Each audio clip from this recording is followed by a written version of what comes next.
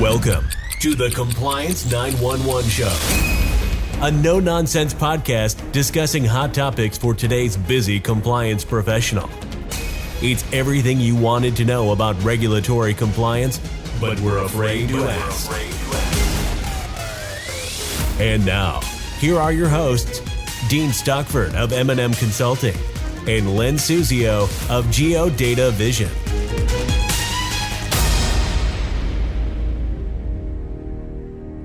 Dean, I can't believe we are nearing the end of 2023. Over the last few years, we've published more than 60 episodes of our compliance podcast, and thousands of people have tuned in and listened. So what do you have on store for us today? Hi, Len. Yeah, I know it's hard to believe another year is fastly approaching. I do not have any idea where the time goes. I feel like we just got started in 2023, and here we are at the end. In any case, let me jump into today's topics as I decided to discuss the basics of Reg CC, better known as funds availability. That's a good topic. I'm certain many of our listeners will be interested in that. We often focus on lending-related regulations, given the overall risk and volume relative to the deposit side. So this should be an interesting perspective. Yeah, I agree, Len. Although all regulations are important, we often focus on lending given the myriad of regulations that impact this particular area. However, these reminders are important as we often let our guard down with regard to deposit regulations, and these also can be very costly and if you have a pattern or practice of non-compliance. The first thing that anyone must do when he or she is trying to understand a regulation is to read the definitions. The regulatory definition of a word or phrase is not necessarily the same as the meaning of that word or phrase in normal banking language.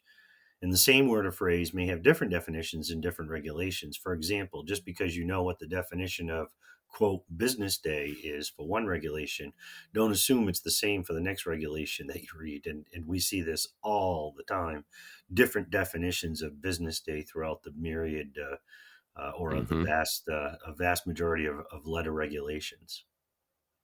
Dean, I think this is a great topic because I can tell you in my own client consulting, I've heard endless confusion about things like economic development and community development under the Community Reinvestment Act. And people think they know what it means, but they don't really understand what the technical definition is under the regulation. So I think this is great. Let's go ahead and jump in. Yeah, okay. So here we go. A Reg CC was implemented to enforce the provisions of the Expedited Funds Availability Act, which was passed by Congress back in 1987. Prior to this rule, there were no rules governing when a bank had to make deposited funds available to the depositor for withdrawal. And I think we all know, if we've been around banking for many years, banks were inflating their books as it related to that because they weren't making those funds available. This regulation is known as the most technical of all. The time frame within which a bank must make funds from the deposit available to the depositor for withdrawal may depend on any or all of certain criteria. When the deposit was made, meaning the time, the nature of the item, so what type of item are we actually depositing, where are we making that, is it a branch, is it an ATM, so on and so forth, to whom the deposit was made, is it to the actual depositor, the particulars of the account into which the deposit was made, and then, of course, whatever the financial institution establishes as far as its funds availability policy, because as we know, we have statutory limitations, but a bank or a financial institution can always do better than what those limitations may be. Yeah, there is a lot of technical issues to consider. And I can see that this regulation in particular is highly technical, and people better be aware, as they always say, the details, the devil is in the details. So go ahead, Dean. That's for sure.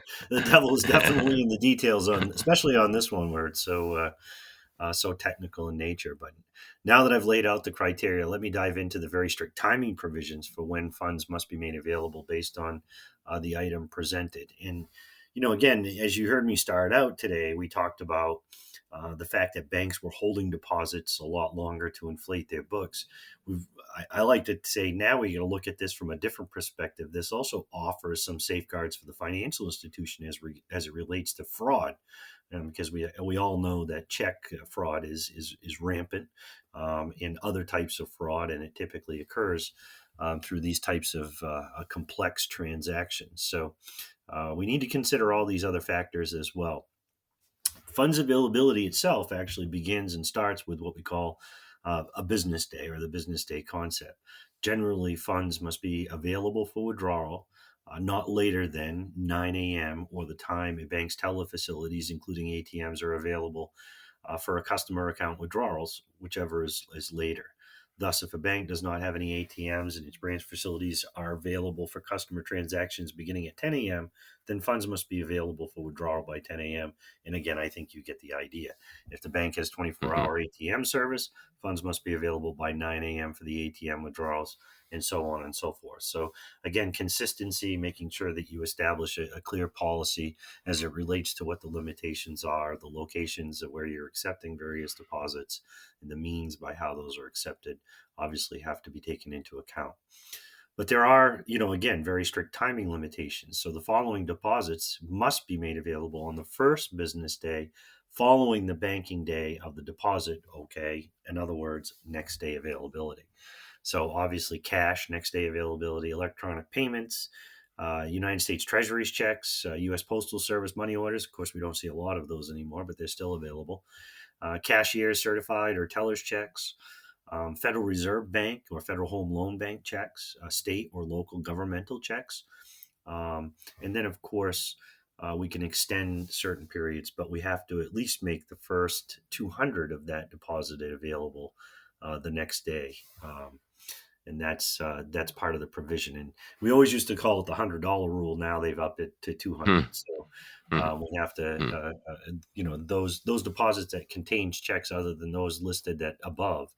Obviously, we have to provide the first 200, and then we can extend the hold to the next day availability. So very complicated, can be a little bit confusing.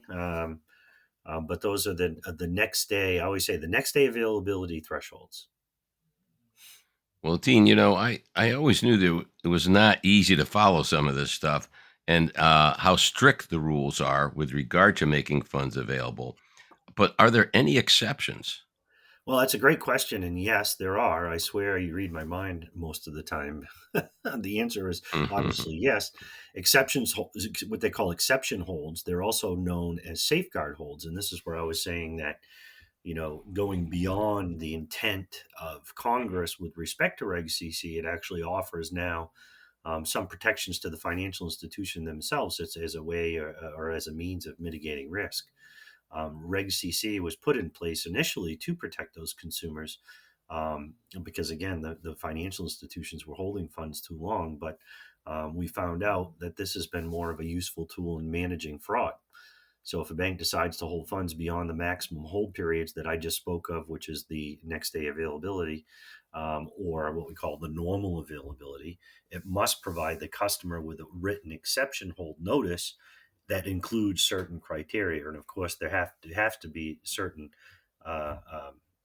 exception that meets the exception, in order for that to occur. But we would provide a written notice to the consumer at the time that the deposit is being made. We would include the customer's account number, the date, and the amount of the deposit that will be delayed. So we have to tell them clearly, here's the amount that's being delayed.